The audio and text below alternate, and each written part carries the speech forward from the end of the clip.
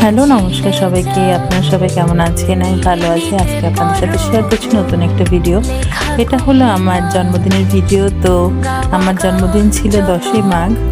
তো জানুয়ারি মাসের 24 তারিখ ছিল আমার বার্থডে। তো সেদিন ছিল সরস্বতী পুজোর পরের দিন।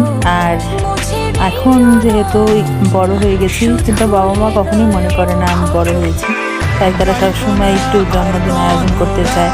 এবার বলেছিল বাবু একটু বড় করে করার জন্য। আমি বললাম যে না, দরকার নেই, বড় করে করতে হবে না, ঘরোয়াভাবেই করি। তো ঘরোয়াভাবে করতে করতে সবাই মিলে ভালোই আয়োজন হলো আর ভালোই আনন্দ হলো। তো মা পিসিদের বাড়িতে বৌদিকে বললো যে তুই সব ছেলেমেয়েদেরকে নিয়ে আসিস।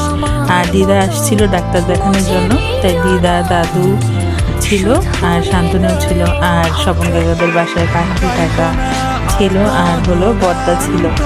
আর জেঠুকে আসতে বলেছিলাম, জেঠু তো বললো যে এত রাত্রে আমি আসতে পারবো না, আমার শরীরটা ভালো লাগে না। তো বললাম ঠিক আছে। তারপরে কেক কাটার সময় হলো, বাচ্চারা খুবই আনন্দ করছিল। আমি আবার কেক কাটলাম, মনুকে কোলে নিয়ে। বাবা বললো, মা বললো যে তুই মনুকে কোলে নিয়ে কেকটা কাট।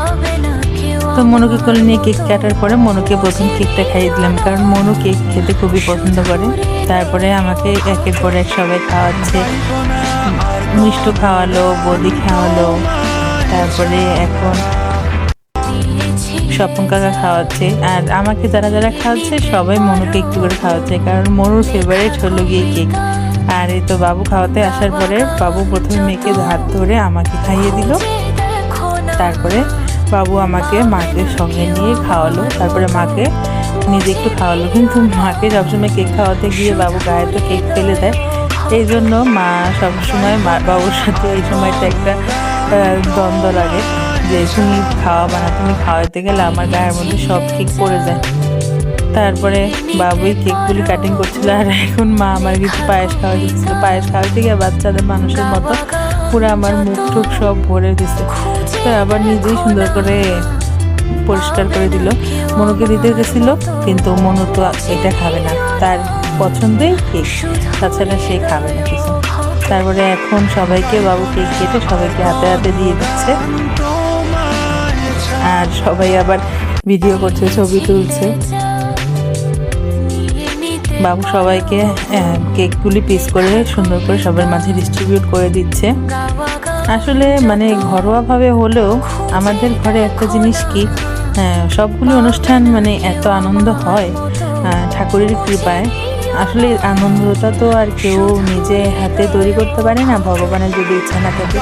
আমি মনে করি যে ভগবানের অবশ্যই ইচ্ছা আছে, এই জন্যই এতটা আনন্দ অনুভব করি যে কোনো অনুষ্ঠানে। আর এই দেখুন বাবু তার নাতনির সাথে কি করছে, তো ও খুব আনন্দ পেয়েছে। এই তো বাবু আদর করে ওকে একটু কেক খাইয়ে দিল, আমারে আবার মা খাইয়ে দিচ্ছে। তা আমি বলতেছিলাম যে তোমরা তো পুরো কেকটা আমারই মনে খাওয়াই দিবা, আর কারোকে তো দেওয়ার মতো কেক থাকবোই না। আর এখন খাওয়া দাওয়ার সময় হয়ে গেছে, মা সব খাবার দাবার দিয়ে দিচ্ছিল। তো সেদিন আয়োজন ছিল হলো পোলাও, ইলিশ মাছ ভাজা, তারপরে বেগুনি রোস্ট, আর হলো মুগ ডাল ছিল মাংস দিয়ে। তো এই ছিল সেদিনকার আয়োজন। আর রান্নার রেসিপিগুলি আমি পরে শেয়ার করবো, পুরো রেসিপিগুলি করিনি, কিছু কিছু করে রেখেছিলাম, করতে পারিনি, সেদিন অনেক হেক্টিক ছিল। তো আমি সেগুলি পরের আরেকটা ব্লগে শেয়ার করব। তোমরা কিন্তু অবশ্যই আমার ব্লগগুলো দেখো, না হলে কিন্তু আমি নতুন ভিডিও দিয়েই বা কী করবো, আর না দিয়ে কী করবো। তোমরা যদি দেখো তাহলে অবশ্যই আমি ভিডিও আপলোড করব। আর আমাকে আমার জন্য সবাই আশীর্বাদ করো, ভগবান যেন আমাকে ভালো রাখে আর সবাইকে যেন ভালো রাখতে পারি, আর তোমাদের মাঝে যেন সুন্দর সুন্দর ভিডিও নিয়ে আসতে পারি, তোমাদের যেন আনন্দ দিতে পারি। আর এই তো সবাই খাচ্ছে ওরা, আর এই মেয়ে কতক্ষণ পর পর ঘুরে ঘুরে ওর বড় মামার কাছে আসছে আর একটু একটু করে মুখে দিয়ে যাচ্ছে। তো এভাবেই সুন্দরভাবে একটা আনন্দের সময়ের মধ্যে আজকের দিনটা কেটে গেল। ভালো লাগলে তোমাদের একটা লাইক কমেন্ট অবশ্যই করো, আর যারা ফেসবুক থেকে দেখছো তার একটা ফলো করে দিও, আর যারা ইউটিউব থেকে দেখছো তার একটা সাবস্ক্রাইব করো, কারণ তোমাদের এই লাইক কমেন্ট শেয়ারগুলোই আমাকে নতুন নতুন জিনিস তোমাদের মাঝে উপহার দিতে এনকারেজ করে। তো তোমাদের সবাইকে বড়দের নমস্কার আর ছোটদেরকে অনেক অনেক ভালোবাসা আমার পাশে থাকার জন্য সবসময়। তো সবাইকে অনেক অনেক ধন্যবাদ। Bye bye.